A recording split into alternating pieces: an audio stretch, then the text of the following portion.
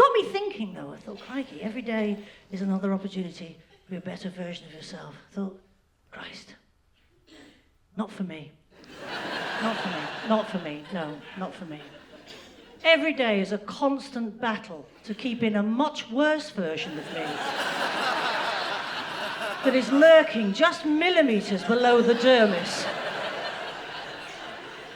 This is as good as it gets. There is nothing better lurking within. In fact, there's an absolute beast in there trying to get out, and I do my best to contain it, but every now and again, it makes the surface. It really does. It made the surface in the most glorious fashion a few weeks ago in a Waitrose car park. I think if you are going to have a massive tantrum, that's the best place to have one, isn't it? That's the most middle-class place to have an absolute breakdown. Right, I'll explain what happened, right? It was a Saturday. We were late going shopping. Apparently that was my fault, right? But that jigsaw wasn't going to do it itself, so...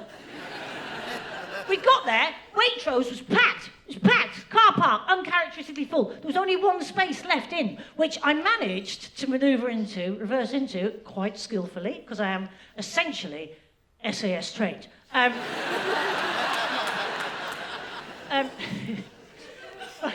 the car, open the door, and I realised I could get one sock-imprinted calf out of the door.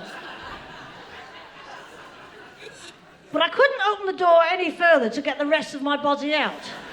The main bit, shall we say, the torso area. There wasn't enough room for this bit to get out, right? Because the person, and I'm going to say woman here, because I'm prone to bouts of irrational misogyny as much as the next one, the woman who'd parked her white Audi in the space beside mine had parked it over the line. Thank you. Over the line in a full car park. I've really profiled this bitch as well. I've built up an image of her in my head. I was like, I bet she wears white jeans and likes Krista Burr. I bet she's the sort of woman that bangs on about the importance of tight borders when it comes to immigration, but has paid absolutely no heed whatsoever when it comes to this particular boundary. The sort of tight-lipped bitch that goes on about swearing being uncouth and common, yet leaves a whole trail of people behind her just going,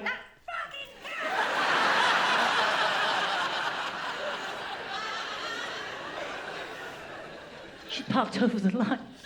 I couldn't get out the car. And you know in life, you're occasionally told, never give up. That's SAS. Never give up. I'm telling you now, give up. Fuck it. Give up. That's my fridge magnet. Give up. I've got 2 fridge magnets, that'll do, and give up. That's it. I thought, oh, fuck this, right? I thought, sod it, right? So I slammed the door. It's so childish. I slammed the door. I threw the shopping bag to the back of the car, really dramatic. I drove out of the car parking space, sort of wheel spinning as I did it. I did the most immature thing. I gave the Audi the V's as I drove past. Drove home, parked the car, got out of the car, slammed that door, got in the flat, slammed that door, threw the shopping bags down. I stood there in my hallway and I went, you did the right thing there, Zoe. You did the right thing. And then 30 seconds later, I remembered I'd left my wife in Waitrose.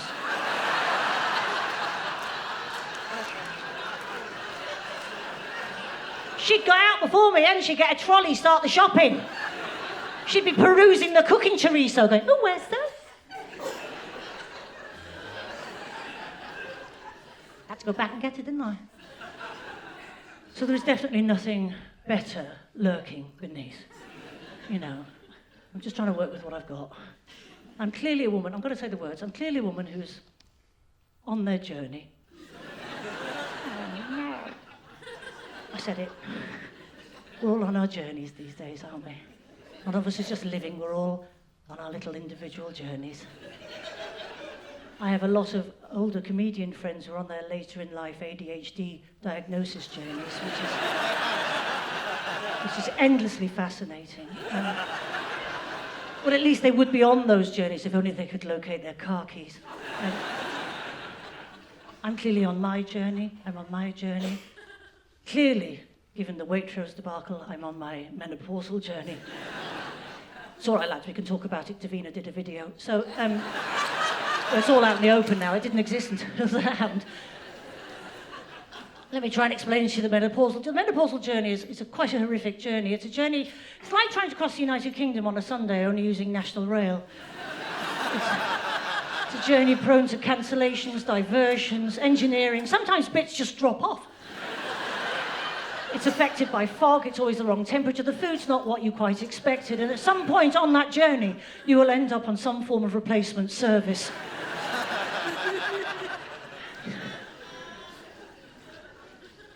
Trying to accept that that's where I am in my journey, you know, me and my flappy face. It's weird though doing this job, you know, sometimes I hang out with young comics and I forget that I'm getting older, and we're in green rooms and there's a bit of me that goes, we could still hang out together. Why does your brain do that? We could still party together. Yeah, you still got it. We couldn't. It would be tragic if I partied with these young uns. It'd be absolutely tragic. I'd be the one now chopping up the drugs using my National Trust membership card.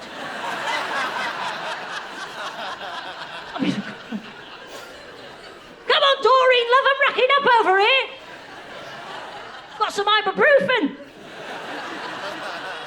Ooh, scum. I mean... And it's not, you know, I'm clearly changing. It's not just the spontaneity of footwear that I no longer have. I don't have the spontaneity of thought or action. I overthink things now, and that's, you know, that's where I'm at. And this dawned on me the other day. I was watching one of those weird Channel 4 programs. I think it was called The Open House Sex Experiment. Has anybody seen it? Where people get over their anxiety about sex by having sex with strangers in a yurt. I was like, oh, that'll do it. I mean, oh, I don't even like shaking hands. Anyway, but got me thinking. I thought, well, if I did at my age get an invitation to a sex party,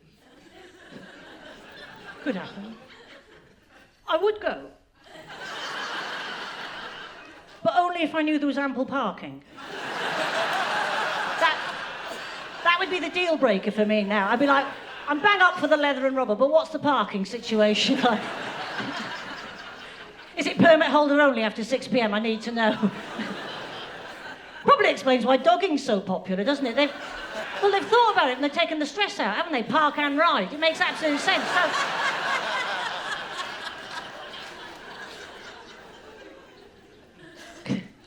So yeah, I'm coming to terms with the fact that I'm a person on their journey, just dealing with their flawed personality traits. That's what I am. I have my flaws, and we all do, and I'm trying to sort of work with what I've got. I'm clearly got some narcissistic tendencies. That's what this is. Isn't it? It's weird. Sometimes I'm doing this job and I go, God, that's fucking weird what you do. It is, it's weird. If you overthink this is weird. I'm the only person in this room facing that way. It's weird. It's strange.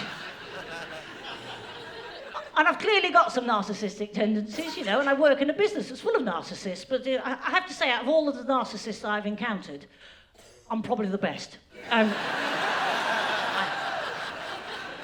They're doing all right, but there's work to be done. You know, I've got a really, really pathetic ego. It's terrible. It's such a pathetic ego. And it takes a real pounding sometimes. We all feel that at times, don't we? Your ego takes a pounding. Mine takes a real pounding doing this job sometimes. And, you know, my ego's got a nemesis, and her name is Margaret. And Margaret is 92. And I used to be able to outrun Margaret. Only just, but she's recently acquired quite a nippy mobility scooter. And it's given her an agility I'm not enjoying, because Margaret is one of those people that when I encounter her, I feel worse after the encounter than I did before. I think everybody has one of those people in their circle of friends, don't they? Those people that you keep seeing, and you go, I don't know why I keep seeing. I feel like shit now. I mean, maybe you're here with them this evening, but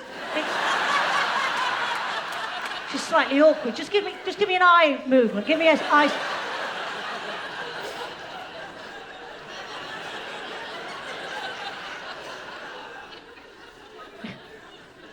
Margaret is that for me because she knows exactly how to skewer my ego. She does it every single time, right? I was walking down the street the other day, came around the corner, and I saw Margaret, and I was like, oh, fuck, right.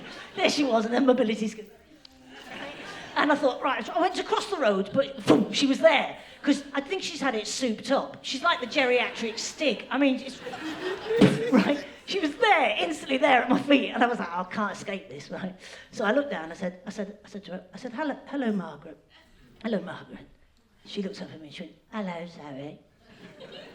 And then she pointed a slightly corrugated arthritic finger in my general direction. And she just said, what happened to you?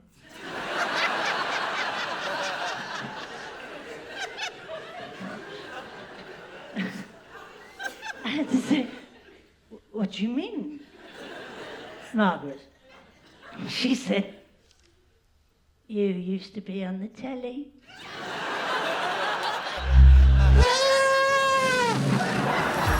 Ego, this monster wanted to get out, and I know, I shouldn't, I mustn't kill Margaret. I know that, I'm aware of that.